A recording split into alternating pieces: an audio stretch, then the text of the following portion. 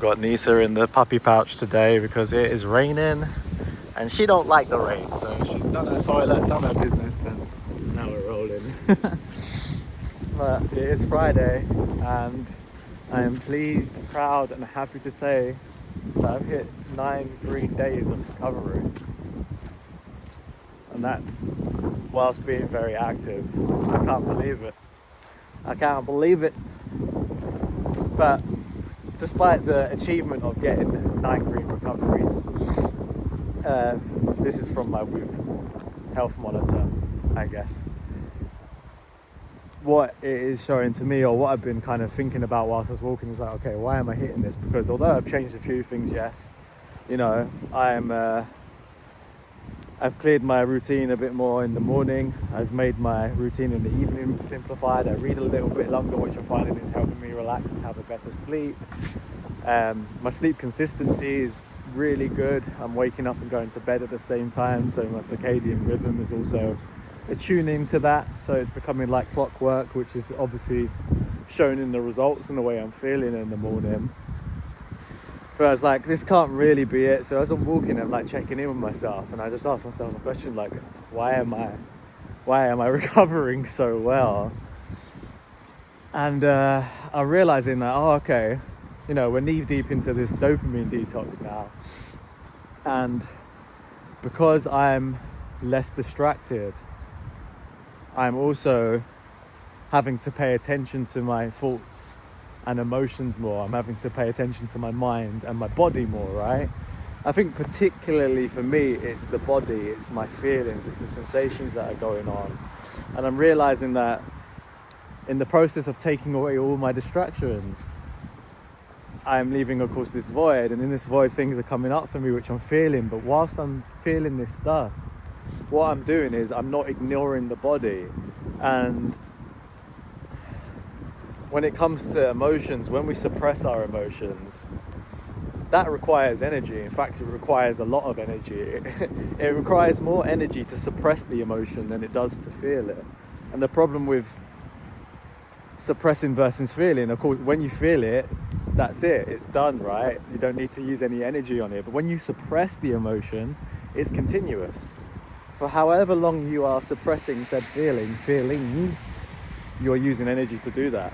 That's why you can wake up drained even though you've had 8 hours sleep. That's why you feel fatigued throughout the day, because it causes your body stress to suppress. Let me say it again, Paris. It causes your body stress to suppress. So in the process of asking myself, why is my recovery so good? I'm realizing, hey, it's because you're not letting go of the shit. You're not feeling, or you're not suppressing the muscle. You are feeling. You're feeling more than you ever have, which is great. And because of it, your body is responding in a positive way. You're waking up with more energy. You're sleeping better. You're waking up with vitality. Your mind is a lot clearer. You are feeling a lot more grounded, and most importantly, you feel present. I think something that I used to be a prisoner to was my thoughts. Now I realize that it's actually my thoughts and my feelings, but like I used to ruminate a lot, go around in my head, overthinking everything, my decisions, my actions. Did I show up in the right way? Did I say the right thing? What about if this happens? What about if that happens? Oh my God, that thing happened in the past. Wow. Just thinking about everything, like stuck in my own thoughts. Like I am a deep thinker, and that is something that I would say is a characteristic of mine that I appreciate and I love. But when I'm dysregulated, when I'm anxious or stressed, overwhelmed, those thoughts turn not so beneficial, right? But of course now, when these thoughts are coming up in my head, I'm paying attention to them, but only enough so that I can let them go. I'm not letting them run around in my head. I'm noticing them, is what I should be saying. It's like the awareness. I guess this is the art of mindfulness, right? It's minding your mind, paying attention to your thoughts and letting them go. But most of the times we let the thoughts come in and we let those thoughts control us, but we actually control our thoughts. The thoughts don't control us. I was editing a video today, which I was talking about habits and habit forming, and I guess I struggled one day doing these videos because I didn't do them for just one day, and to get back into that habit of doing it was a little bit hard because my thoughts started gearing up. You've missed a day, just do it again tomorrow. Like, you don't know what to say anyway. Rah rah rah rah rah. And when these thoughts come up, we have to notice them, but we also have to ask ourselves, because it's a two-way street. All right, here's the thought, but what's the feeling? For me in that moment, it's like fear. It's fear of doing the thing, so I avoid it. And this is the problem. We become stuck in the cycle that we're in. We become a victim to our circumstance because we let the fear take us over, and we let the fear dictate what we're going to do, and we let the fear stop us from taking action. But the irony is to overcome the fear, the action needs to be taken.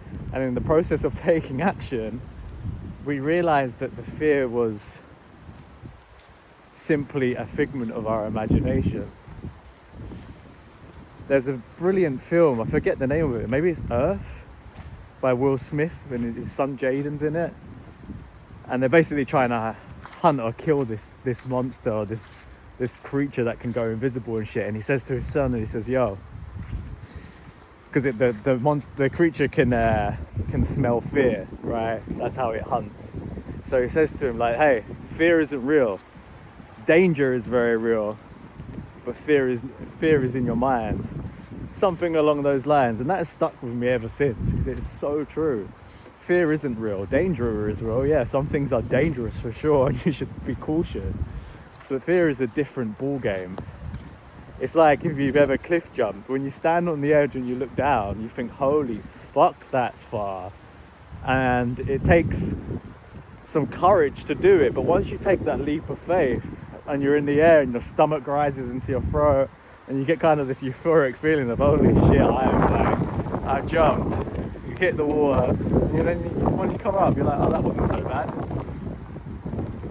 That is an adrenaline junkie depiction of us overcoming fear and realizing that it was bullshit. But it happens just in everyday life. Whatever we're putting off, whatever we're saying that we're going to do and not, and we're avoiding that feeling of discomfort, and that feeling of discomfort is causing us to not take the action that we said that we're going to take. Really what is happening is we're succumbing to fear, and the only way, like I said, to do the thing, to overcome that fear, is to take that action. You have to just push yourself. And even if you said, okay, today I'm going to do the thing, and the next day comes, you reflect, I didn't do the thing, you need to make sure that you do the thing ASAP. You need to close the gap between the thing that you said you're going to do and doing the thing, because the longer that you leave that gap open, the wider the gap gets. Again, using the cliff jumping example, let's say it's a 20 feet cliff jump. If you go back to do it, you don't jump. The next day you come back, now it's 30. You go back again, it's double, now it's 60. It's the same with your actions. It gets harder to do because you are reinforcing the inaction. You are reinforcing the fear as being true. So the fear grows and it gets bigger and it gets stronger and it has more control over your mind and your body, and you can feel it more, and it causes you to take the action. So yeah, just like realizing, I guess, that like, yo, Paris, you are way on your path right now, and your body is responding positively to the steps that you're taking. And although at times the discomfort does not feel so great, and to be honest, my sleep still isn't perfect. I still am waking up every other night or so, in the middle of the night, once or twice. So I'm not sleeping all the way through. I'm at this point now. So it's like there's still room for improvement, but already I'm seeing great results. So I'm really excited. And I'm actually really looking forward to leaning into this a little bit more, of course, you know. I think the act of like bringing more things that I actually enjoy into my life is helping as well. And just generally, of course, being more present, not wasting my energy on things and giving my attention away cheaply. Because wherever your attention goes, your energy flows. And when you stop giving your attention to mindless shit, you realize how true that is. You realize how draining it is to just give all your energy away. But when you don't do that, that energy comes back to you, and then you can put that energy into other things. And it just becomes like a cycle where you're rewarded for not wasting your time, not wasting your energy, not wasting your thoughts. Because these things do cost you. You might not feel the cost today or tomorrow, but in 10 years' time, you'll look back and have some regrets because you didn't do the things that you wanted to do. And that's how most people live their lives, you know. And it doesn't have to be that way. We don't have to get to our deathbed and think, oh, I wish I had changed career. I wish I had started that business. I wish I had told that girl I loved her. I wish I had traveled more. Like, you can do those things, but what are you waiting for? You only have one life. Like, let's just say when we die, there's no heaven or hell when you die, whatever you believe. When you die, you don't go anywhere. It's it. Lights out, baby.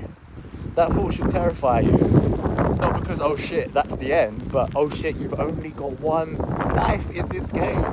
Like, if you're playing a video game and it was like, yo, you've got one life, like if you get shot, you're dead and you can't ever play this video game again. My bet is, okay, you're going to be cautious, but you're going to take it fucking seriously. You ain't going to fuck about. Do you know what I'm saying? Oh God. So we have to stop. We have to stop taking life for granted and start looking at it as we've just got one shot at this and live it to the fullest, man. Honestly, live it to the fullest. And also something else that I realised, again, I was editing a video yesterday, and this was a video from like the first week where we started the detox. And I basically was struggling, or I was feeling anxious, right? And I was doing a meditation, I guess you could call it a medication. I was doing a meditation in the morning, and I asked myself, like, hey, why are you feeling anxious about work right now? And the reason that I was feeling anxious about work right now was because basically I wasn't taking aligned action to the goal that I had set. I was kind of doing other things that were important, but these things were moving different levers for other tasks that weren't as high a priority as my main goal.